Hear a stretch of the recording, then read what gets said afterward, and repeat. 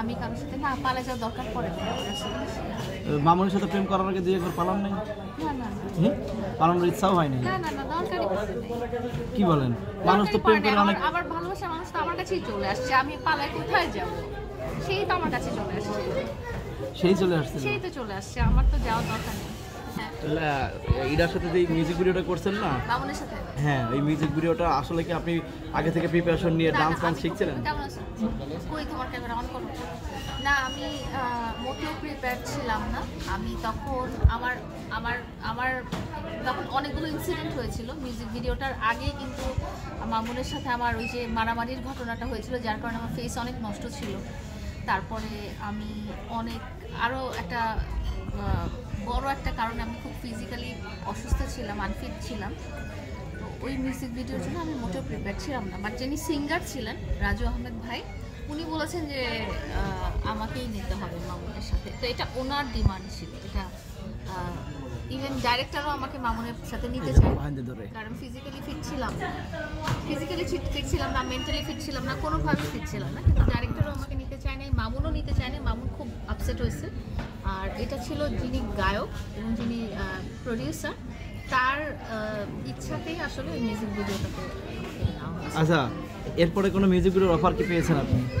হ্যাঁ, অফার তো পাই, অফার তো অনেক পাই। এটা করেন না কেন? ভালো লাগে পরে আসলেই যে করতে হবে এটা তো হ্যাঁ এটা তো আচ্ছা, আমার ইমন ভাইয়ের সাথে কবে কবে আপনার মিউজিক ভিডিও কবে আসবে? ইমন ভাইয়ের সাথে আমার মিউজিক ভিডিও ওর সাথে খালি আমরা টিকটকই করব। কে টিকটক করবেন কেন?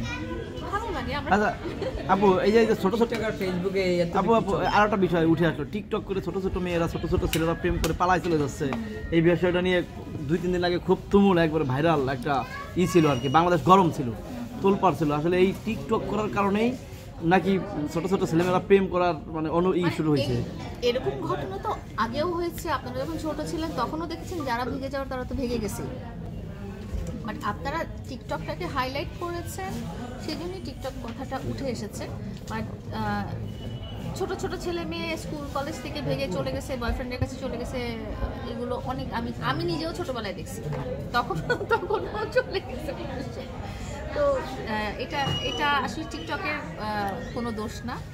আর হচ্ছে যে টিকটক করার কারণেই যে চলে গেছে সেটাও দোষ, সেটাও বয়সের দোষ। এটা আসলে থিকিং, বয়স সবকিছু মিলায়। টিকটকের দোষ না, বয়সের দোষ। টিকটকের দোষ আমি বলবো না।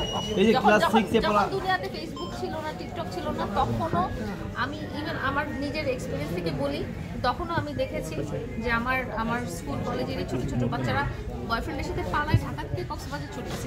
অনেক আগের ঘটনা, তখন কিছুই ছিল না, তখন গুগল টুগল ইয়াহু কিছুই ছিল না।